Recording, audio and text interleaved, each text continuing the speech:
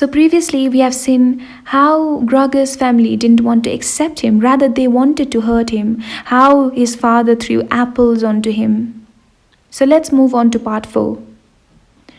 So no one dared to remove the apple lodged in Grogger's flesh. So it remained there as a visible reminder of his injury. He had suffered it there for more than a month now. And this condition seemed serious enough to remind even his father that Grogger, despite his current sad and revolting form, was a family member who could not be treated as an enemy. Because of his injuries, Grogger had lost much of his mobility, probably permanently. He had been reduced to the condition of an ancient invalid, and it took him long minutes to crawl across his room. Crawling over the ceiling was out of the question. But this deterioration in this condition was fully made up for by the door to the living room being left open every evening. Grogger now hardly slept at all, either night or day. Sometimes he would think of taking over his family's affairs just like before. The next time the door was opened, he had long forgotten about his boss and the clerk. But they would often appear again in his thoughts. The salesman and the apprentices, that stupid tea boy, 2 or 3 friends from other businesses, one of the chambermaids from a provincial hotel, a tender memory that appeared and disappeared again, a cashier from a hat shop from whom his attention had been serious but too slow. All of them appeared to him mixed together with strangers and others he had forgotten. But instead of helping him and his family, they were all of them inaccessible. And he was glad when they disappeared. Other times, he was not at all in mood to look after his family. He was filled with simple rage about the lack of attention he was shown, and although he would think of nothing he would have wanted, he made plans of how he could get into the planetary where he could take all the things he was entitled to, even if he was not hungry. Grogger's sister no longer thought about how she could please him, but would hurriedly push some food on the other side of the room with her foot before she rushed out to the work in the morning and at the midday.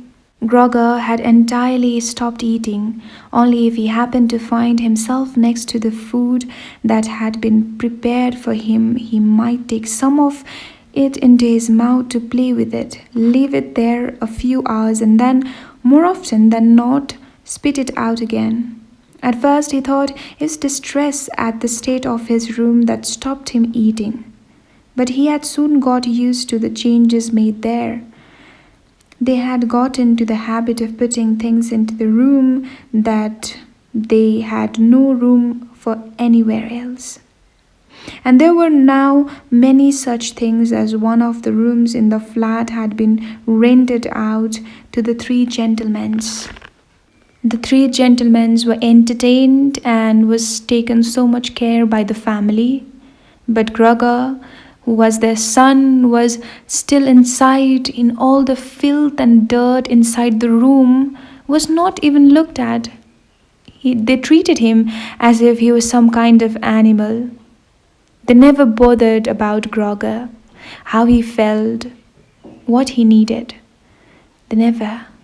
Grogger felt that he was being some kind of burden to his own family. Then he soon made the discovery that he could no longer move at all. And this was no surprise to him. It seemed rather that being able to actually move around on those spindly little legs until then was unnatural. He also felt relatively comfortable. It is true that his entire body was aching, but the pain seemed to be slowly going weaker and weaker and would finally disappear altogether. He remained in this state of empty and peaceful state until he heard the clock tower strike 3 in the morning. He watched as it slowly began to get light everywhere outside the window too. Then, without his willing it, his head sank down completely, and his last breath flowed weakly from his nostrils. It was discovered that Grogu was no more. Then his father, Mr. Samsa, said, "Let's thanks to the god for that." He crossed himself, and the three women followed his example. Greed, who had not taken her eyes from the corpse, said, "Just look how thin he was. He didn't eat anything for so long. The food came out again just the same way it went." Grogu's body was indeed completely dried up and flat. They had not seen it until then, but now he was not lifted up on his little legs, nor did he do anything to make them look away.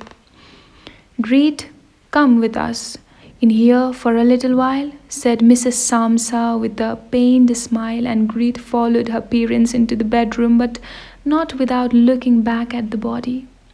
The cleaner shut the door and opened the window wide. Although it was still early in the morning, the fresh air had something of warmth mixed in with it. It was already the end of March after all. So now the family felt the sense of relief after the death of Grogu. So this is basically a fictional story, but don't you think it reveals the reality of the real world?